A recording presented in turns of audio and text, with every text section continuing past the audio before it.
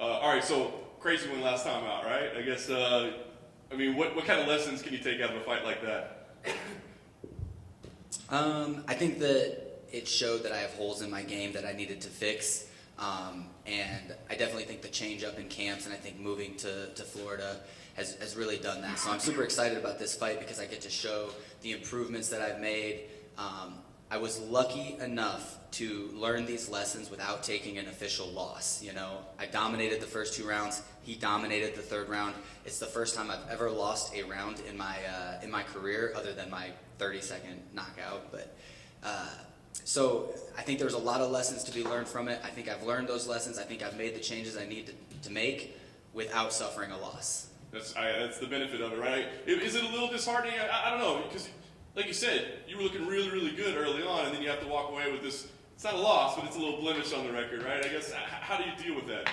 It's hard, man. I am my biggest critic, and I know every single fighter known to man says that, but I really am. I've never had a performance that I've walked away from and said, okay, I'm good with that one. You know, I'm always critiquing myself and I'm always trying to get better. Whether it's actually in the fight, if it's before the fight, if it's during camp, there's always something that I'm trying to take away and get better at. And I think that's what world champions do, you know. They're happy with their wins and they enjoy their wins because that's the only thing that matters. But we always have to improve. We always have to get better because somebody else is getting better. Was that the motivation, I guess, behind the change in camp? Is that line of thinking?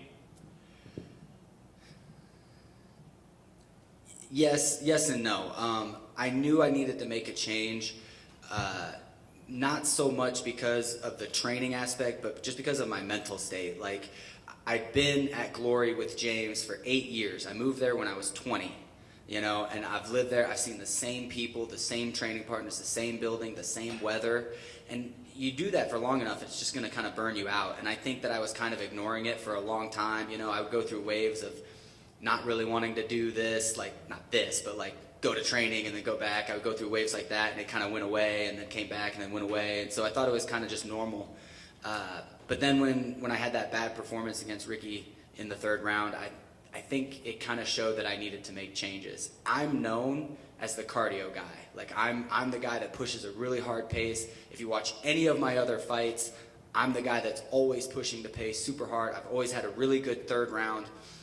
And in this fight, that was the round that I took off. I got tired and I didn't quit in a way, but like I accepted a bad position to try to stall out, and that's not what I do. So I knew I needed to make the changes. I believe I've made the right changes.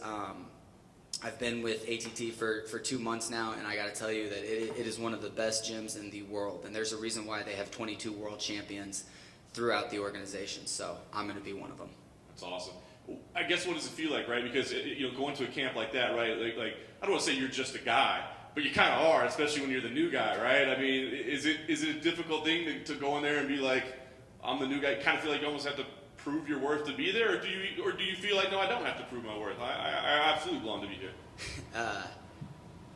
Yeah, I definitely was going into it thinking there are so many high-level guys here. There's so many people that are just so good and in every single weight class. Like, I'm gonna have to really grind and work my way to get noticed by these coaches. And honestly, I was completely wrong. I went in, I was there for a week, and Coach Alves and Mike Brown took me under their wing. Pad sessions twice a week, wrestling sessions twice a week. You know, they really welcomed me in, made me feel at home. And they're doing it for my fiance too, who trains with us, and one of my best friends, Cameron Cash, who also moved up with us and trained with us. So they're taking really, really good care of all of us, and I don't think they realize how much that means to me, because I've heard the stories, I've heard the naysayers and people talking about how if you go to this gym, you're not going to get any work because you're just a body. At least for me, it was completely false.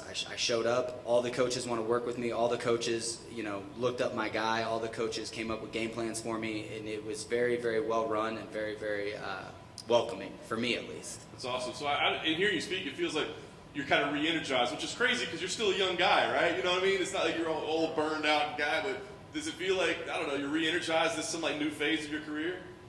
Yeah, I've been doing this since I was 15 years old. Now, I haven't been training at the level that I'm training at now, but I have known I wanted to be a world champion since I was 15. I've been working towards that goal for so many years. But it's kind of one of those things where it's like, I train every day with the guys that I grew up watching fight. You know, one of my favorite fighters growing up was Thiago Alves. And so I get to do pads with Thiago Alves, one of my favorite fighters when I was a kid, twice a week, you know, and my last pad session with him, I kind of had to like stop in the middle and just kind of be grateful for what I have, you know. It's truly an amazing sport, and I think it's unique to our sport at the high level. It's like, you know, in baseball and football, you get traded and stuff like that, and you really don't have a whole lot of control of where you go. I can go wherever I want to go. I can train wherever I want to train, you know. I just got to run it by the missus first. So that's really cool about our sport. I'm training with some of the best guys in the world, if not the best guys in the world, and I cannot wait to show how much better I've gotten. Is it kind of cool to be on a card with Andre Arlovski then? Yeah, I like Andre. He's scary. Kind of scares me a little bit. But yeah, I got him and my buddy Jocko. We're all on the card, so ATT Army is about to take over this card. I love it. All right, talk about the matchup itself, Jared. What does he present? What do you think about the matchup? He's very good. He's very good, and I think he's the most well-rounded fighter that I've fought. He's got very good cardio. He's got very good striking, very good wrestling, and he gets up really, really well. He is an A-plus fighter. My only knock on him would probably be that he doesn't have a whole lot of finishes in the UFC. So if you're going to compare us next to each other, I would say that that's the notch I have on him. I have more finishes. I've gotten more people out of there than him. That could be strength of schedule. That could be I'm so much better than him. We don't know yet, but we're going to find out. I am definitely going into this fight knowing how tough of an opponent he is, knowing how much skill and talent he brings to the table. So not overlooking him at all. I know how tough he is. Nobody else matters except Jared. Last thing for me, I guess the goal of this fight, I mean, obviously the goal is to win, but I don't know, is it like, do you feel like maybe you need to prove some doubters wrong who saw that last third round and maybe said, oh, he's not the guy we thought he was, or prove something to yourself? What's the goal here? Absolutely, man. Like I said before, I'm known as the cardio guy, and I had a really, really bad third round. And it's one of those things that I have to prove to myself that I can push. Because remember, I want to be a world champion. And if I want to be a world champion, that means that I'm going to have to be able to fight for 25 minutes against the best guys in the world. I had a bad round. I won the first two, lost the third. It is what it is. I've learned my lesson. I've moved on. I'm going to show that I can push a pace. Congrats on the, building the move. A lot of guys are hesitant to do that and might not even want to disclose it because it's kind of, real personal, but you could elaborate how, satisfying was it when you were talking to the missus and said, you know what, this is where we belong. We should have even done it sooner coming to ATT. Yeah, it was great. I don't know about sooner. I don't believe that everything happens for a reason, but I do believe you can make the best out of anything that happens. And what happened the way it happened and can't happen any other way. So I think we got there at the right time. I think we are at ATT when ATT is at its best. They've got the best amount of guys. I've not run into anybody who wants to hurt me in training. I've not run into anybody that wants to, walk over me or views me as competition. With how big the team is, you still have that feeling of this is a team. We're a team. I hope you win. You hope I win. Let's train together and get better. So I think we're there at the right time, and I think everything kind of fell into place the way it needed to. That's perfect. Just trusting the process, part of the journey. And just for fun, what's your favorite Thiago Alves fight or knockout? My favorite fight of Thiago Alves is probably when he fought Matt Hughes. He hit him with that switch flying knee. And I was actually telling Thiago Moises earlier today, when I was a kid, we watched that, or I watched that with some buddies, and he's like walking away from Matt after he knocked him out, and he just looked humongous, just massive. And he was actually my screensaver on my little Razr phone when I was a kid, because I was like, I want to be as big as him someday. I'm not, but I train with him, so that's cool too. That's a great bar to set, and that was back in the day. That was like Bedlam, so that pay-per-view wasn't even in the regular time. I was like, you have to watch it real early, so that's a fan right there. Yeah, for sure.